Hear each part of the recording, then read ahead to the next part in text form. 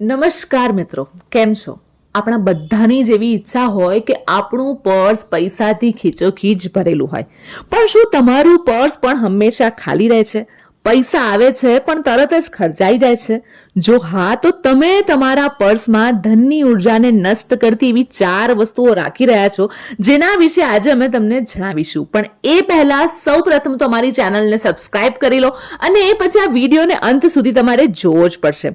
આજે આપણે જાણીશું કે વાસ્તુશાસ્ત્ર અનુસાર પર્સમાં કઈ વસ્તુઓ ક્યારેય નથી રાખવાની. તો ચાલો જાણી લઈએ. સૌથી પહેલી વસ્તુ છે ફાટેલા બિલ અને જૂના કાગળો. હા, જૂના ફાટેલા બિલ, બિનજરૂરી કાગળ અથવા કોઈ ફરિયાદ પત્ર ધન અને દેવોનો પ્રતીક છે. આ વસ્તુઓ નકારાત્મકતા પેદા કરે છે. એટલે પર્સને હંમેશા સ્વચ્છ અને વ્યવસ્થિત રાખો. બની શકે તો મહિનામાં એકવાર પર્સની સફાઈ કરો અને માત્ર જરૂરની વસ્તુઓ જ તમારા પર્સમાં રાખો. આ તો થઈ પહેલી વસ્તુ. હવે બીજી વસ્તુ છે મૃત વ્યક્તિઓના ફોટોગ્રાફ્સ. હા, મૃત વ્યક્તિઓ સાથે આપણું ઇમોશનલ કનેક્શન જોડાયેલું હોય, પણ પર્સ એ ધનનું સ્થાન છે જ્યાં જીવનની ઉર્જાનો પ્રવાહ હોવો જોઈએ. મૃત વ્યક્તિના ફોટાને પર્સમાં રાખવાથી ધન સાથે જોડાયેલી ઉર્જા અટકી જાય છે. તેમનો ફોટો હંમેશા પૂજા સ્થાન અથવા ઘરમાં યોગ્ય જગ્યાએ રાખો, તમારા પર્સમાં નહીં. આ વાત હંમેશા યાદ રાખજો. ત્રીજી વસ્તુ છે ચાવીઓ. હા, ઘણા લોકોને પર્સમાં ચાવી રાખવાનો શોખ હોય અથવા તો જરૂર લાગતી હોય, પણ લોખંડની ચાવી ક્યારેય પર્સમાં ન રાખવી જોઈએ. લોખંડ શનિનું પ્રતીક છે, જ્યારે ધનનું સ્થાન શુક્ર અને લક્ષ્મીનું છે.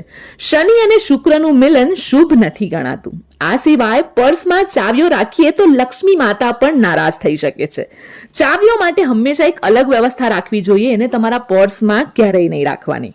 અને ચોથી અને સૌથી મહત્વની વસ્તુ છે ફાટેલી નોટ. હા, નોટ એ લક્ષ્મીનું સ્વરૂપ છે. ફાટેલી નોટ રાખવી એ લક્ષ્મીનું અપમાન ગણાય છે. જો તમારી પાસે એવી નોટ હોય તો તેને તરત જ બેંકમાં જઈને બદલાવી નાખો. પર્સમાં હંમેશા એક ચાંદીનો નાનો સિક્કો અથવા લક્ષ્મી યંત્રનો નાનો ફોટો અવશ્ય રાખો. જો તમે આટલી વસ્તુ કરશો તો તમારું પર્સ હંમેશા પૈસાથી ભરેલું રહેશે.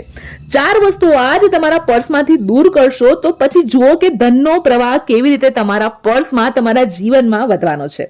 તમારા મિત્રોને પણ આ માહિતી શેર કરજો અને આવી જ બીજી અવનવી માહિતી જાણવા માટે અમારી ચેનલ નવીન વાતોને હમણાં જ સબસ્ક્રાઇબ કરો.